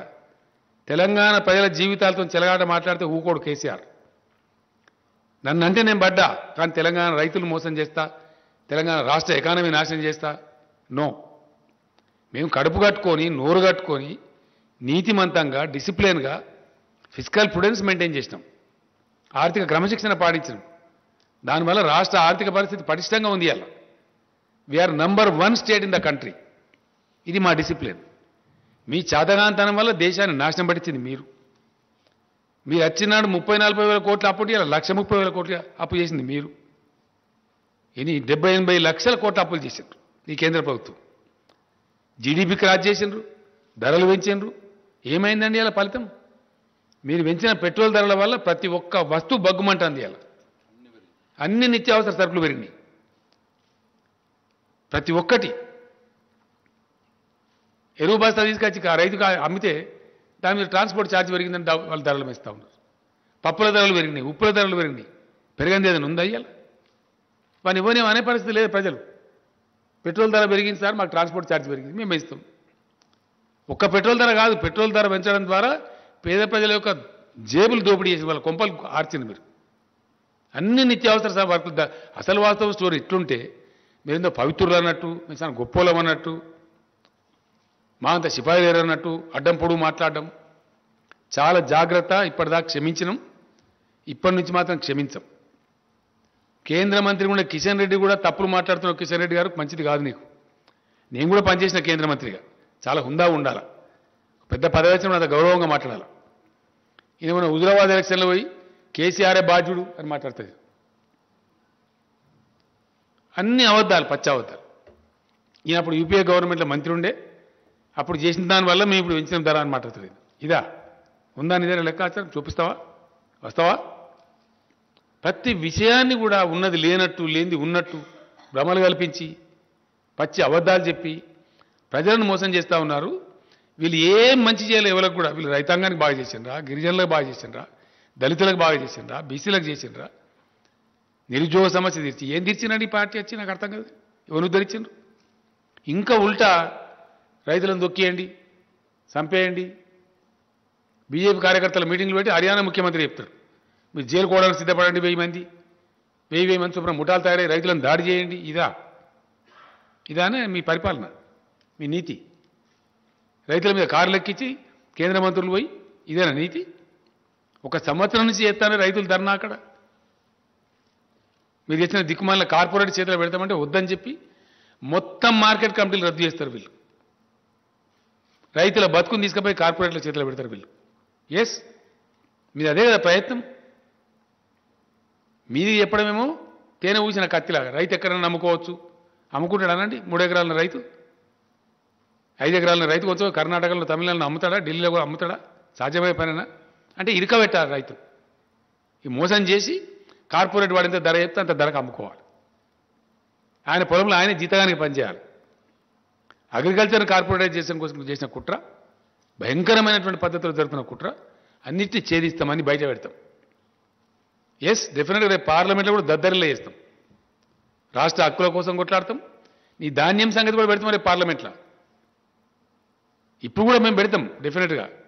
మా కోటా ఏందో నిర్ణయించమని చెప్పి జిల్లా కేంద్రాలలో ధర్నా చేస్తాం. 2600 రైతు కేంద్రాలలో ధర్నా చేస్తాం. అవసరం అనుకుంటే ఆల్ ఎమ్మెల్యేస్ పోయి ఢిల్లీలో ధర్నా చేస్తాం, ఇంక్లూడింగ్ చీఫ్ మినిస్టర్.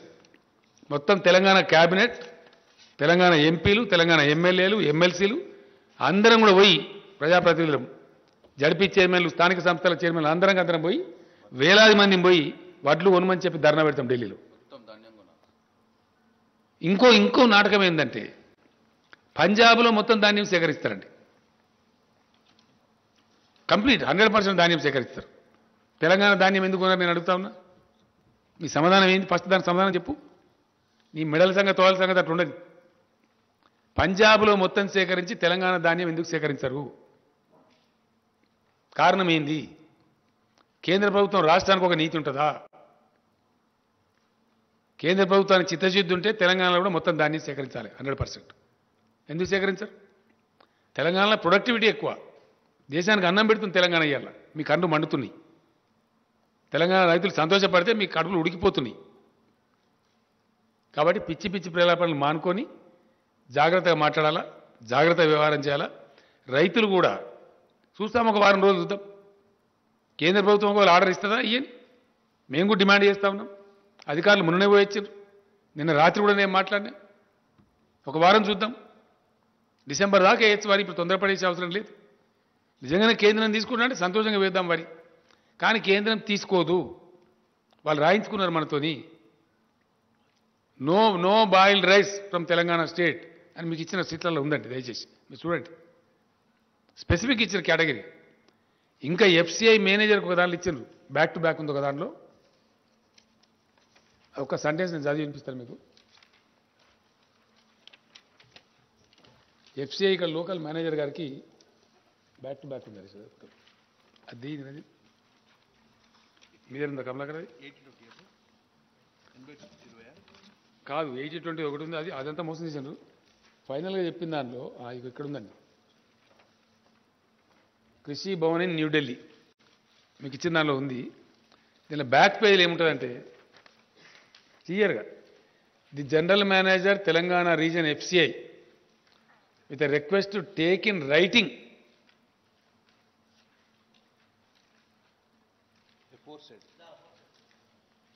ఎఫోర్సైడ్ కమిట్మెంట్ను దీనిలో ఉన్నది. ఇది రైటింగ్లో తీసుకొని మాత్రమే మీరు తెలంగాణ బియ్యం తీసుకోవాలి. మీ దీనిలో కూడా దయచేసి ఇదేమో ఇట్లా పెడతారు కండిషన్లు. ఇవి అధికారిక ఉత్తర్వులు, కృషి భవన్ నుంచి వచ్చే ఆర్డర్స్. ఇక్కడనో మీరు వరే వేయండి, మేము మెడల్ వంచితే ఎవరి మెడల్ వంచాలా? ఈ ఆర్డర్ ఇచ్చిన మెడల్ వంచానా?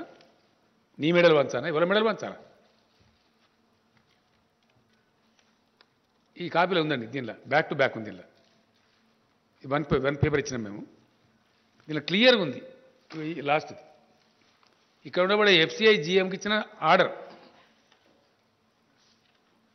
చూడండి. నిదానంగా మీకు చూసుకోవచ్చు. ఆర్డర్స్ ఏమో ఇవి. నిన్నగాక మొన్న 3 రోజుల సెక్రటరీలు పోయారు. Finance secretary and agriculture secretary. కాలు పెడితే మెడకు లేదు 60 లక్షల ఎకరాలు లేదు, శాటిలైట్ చూపి మేము అవద్దని చెప్తాం. హెలికాప్టర్స్ పంపిస్తే నేను తిరుగుతురా. వాస్తవాలు ఈ విధంగా ఉంటాయి. చెప్పే తప్పుడు మాటలు. కాబట్టి చాలా జాగ్రత్తగా ఒళ్ళు దగ్గర పెట్టుకొని మెదులుకోవాలి. రాష్ట్ర బీజేపీ అధ్యక్షుడు కానీ, రాష్ట్ర బీజేపీ నాయకులు కానీ ఇప్పటిదాకా క్షమించడం కానీ ముందరికి క్షమించము. పిచ్చి పిచ్చి కూతలు కూస్తే పిచ్చి పిచ్చి మాటలు మాట్లాడితే ప్రజలను తప్పుదో చెప్పించే మాటలు మాట్లాడితే మాత్రం చీల్చి చెండాడతాం జాగ్రత్త. ఇప్పటిదాకా మన్నించిన కానీ ఇక మన్నించము. Thank you.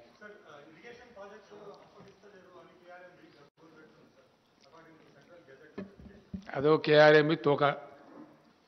ఏమి కేఆర్ఎంబి? నీకు ఏమైనా ఇంట్రెస్ట్ ఉందా బాగా Rahul? Are you supporting KRMB? Are you welcoming KRMB? Gazette నిజమే. గజెట్ ఏం gazette? Gazette same centre. Why they are not referring this to C3 section 3 కింద? Why are you not writing an article as a Telangana బిడ్డ? Please write. Why the government is not able to deliver? ఏం అసమర్థత కేంద్ర ప్రభుత్వానికి? Is it not a inefficient government not to refer the matter to the tribunal? కొత్త రాష్ట్రం ఏర్పడితే రాష్ట్రానికి నీళ్ళు రావద్దా? కేఆర్ఎంబి జిఆర్ఎంబి ఓ డ్రామానా? దొంగ డ్రామా. దమ్ముంటే కేంద్ర ప్రభుత్వానికి మొన్న నేను పోయిన 3 నెలల కింద పోయినప్పుడు ఆ మంత్రిని అడిగిన నేను, ఏమైనా ఎందుకు చేయరు అసలు మీ కథ ఏందని? మీరు సుప్రీంకోర్టులో కేసు వేసిన సార్ విడ్రా చేసుకోమని. విడ్రా చేసుకున్నాం. Now I'm demanding mister Gajendra Singh Shekhawat, నువ్వు నాకు ఇచ్చిన మాట ప్రకారం నువ్వు నిజాయితీ ఉంటే ఇమీడియట్లీ రెఫర్ టు ట్రిబ్యునల్. మాకు తేల్చండి, తెలంగాణ నీటిపాట తేల్చండి, మాకు ఎంత వస్తే అంత వస్తుంది. మీకు ట్రిబ్యునల్కి రెఫర్ చేయడానికి 7 ఏళ్ళ కేంద్ర ప్రభుత్వానికి. First tell me that. What is your answer? What the state president is doing? What the union minister here is doing? ఇక్కడ గెలవాలి, ఓట్లు కావాలి. తెలంగాణ నీళ్ళు వద్దా మరి? ఎందుకో మాట్లాడరు, అడ్డం పొడుగు మాట్లాడతారు ఇక్కడ.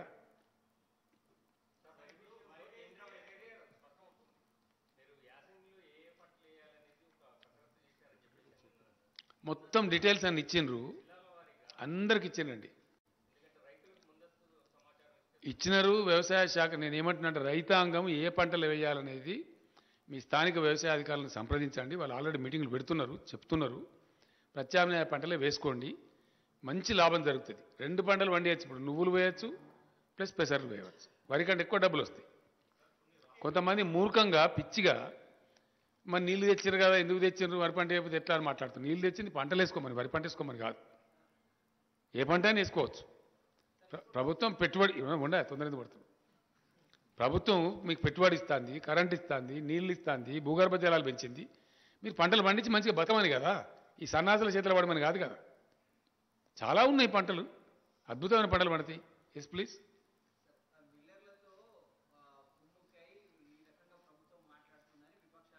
ఏ విపక్షమా? ఎవడెవడు తలకాలేనోడు? ఎవడు వాడు? ఒకటేందే నీ ఒకటే కరెక్ట్ కాదు. ఒకటి చెప్పు ఫస్ట్. నువ్వు చెప్పాయా? ఏ విపక్షమో చెప్పు. ఏ విపక్షమయా? నువ్వు ప్లీజ్ బీ పేషెంట్.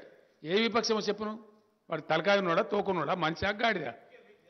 గాడిదా నాకేం తెలుసు? నాకు తెలియదు. నువ్వు చెప్పు ఏ విపక్షమో. మళ్ళీ ఇంకో ప్రశ్న ఇచ్చిపెట్టా. ఈ ప్రశ్న చెప్పు. ఆగ్రో ఇండస్ట్రీస్ కాదు, ఫుడ్ ప్రాసెసింగ్ ఇండస్ట్రీ. అది నీ బుడముండ వాదన, తలా తోకలేని వాదన. ఎవడా మాట్లాడినది నాకు అర్థం కాదు. నిపుణులు ఎవడా నిపుణుడు నాకు అర్థం కాదు. ఎవడవాడు తీసుకురాపో. అట్లే అంటారు మరి. ఎట్లా అంటారు?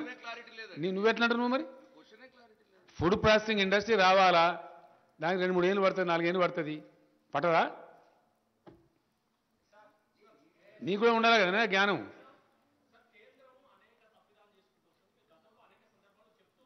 ఇప్పుడు ఇంకా ఫైట్ చేస్తాం. 100% రాష్ట్ర ప్రయోజనాలు కాపాడడానికి అవసరమైన అన్ని రకాల పోరాటాలు చేస్తాం. ఎస్, ఇప్పటి వరకు మేము కొద్ది గొప్ప పేషెంట్ ఉన్నది. ఎందుకంటే ఎందుకు అనవసరమైన కయ్యం. కొత్త రాష్ట్రం, దీన్ని మంచిగా కొంచెం ఒక సెట్ చేసుకుందాం. పెట్టిన ఇప్పుడు సెట్ చేసుకున్నాం. ఆర్థికంగా నంబర్ 1 ఉన్నాం, పంటలు పండించేదానిలో నంబర్ 1 ఉన్నాం, పర్ క్యాపిటా పవర్ యూజ్లో నంబర్ 1 ఉన్నాం, ధాన్యం సేకరించే దానిలో నంబర్ 1 ఉన్నాం, సంక్షేమ రంగంలో నంబర్ 1 ఉన్నాం, దళిత బంధు లాంటి అద్భుతమైన విప్లవాత్మక పథకాలు తెచ్చిన దానిలో నంబర్ 1 ఉన్నాం. కన్ను మండుతున్నాయి, గజ్జును వణుకుతున్నారు. బీజేపీ ఎమ్మెల్యేలు డిమాండ్ చేస్తారు కదండి. రాయచూరు ఎమ్మెల్యే కర్ణాటక మంత్రిని కూర్చోబెట్టి తెలంగాణ పథకాలు మాకు అమలు చేయండి, లేదా మమ్మల్ని తెలంగాణలో కలపండి అంటున్నారు. ముఖం మీద ఉమ్మేసి సిగ్గుండాల. మహారాష్ట్రలో బీజేపీ గవర్నమెంట్ ఉన్నప్పుడే అక్కడ నుంచి వచ్చి మమ్మల్ని తెలంగాణ కలపాలని తీర్మానాలు చేసిన గ్రామ పంచాయతీలలో. నేను ఏమంటున్నా తర్వాత బ్రదర్, అది నేను రేపు మాట్లాడతా.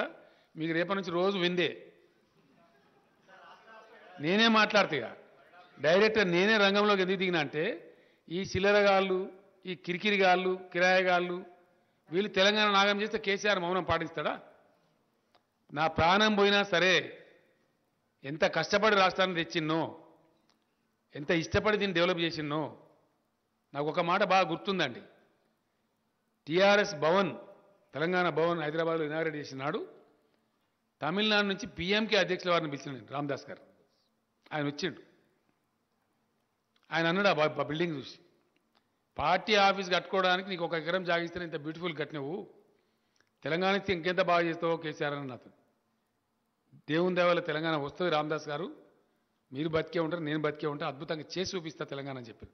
మరి ఈ మధ్య మాట్లాడినా కానీ కంగ్రాచులేట్ చేసి పేపర్లలో చూస్తున్నా, చాలా అద్భుతమైన రాష్ట్రంగా పురోగమించినావు, కంగ్రాచులేషన్స్ అని చెప్పి నా దీవెన ఉంది అని చెప్పిండు. అది మాకుండే తృప్తి.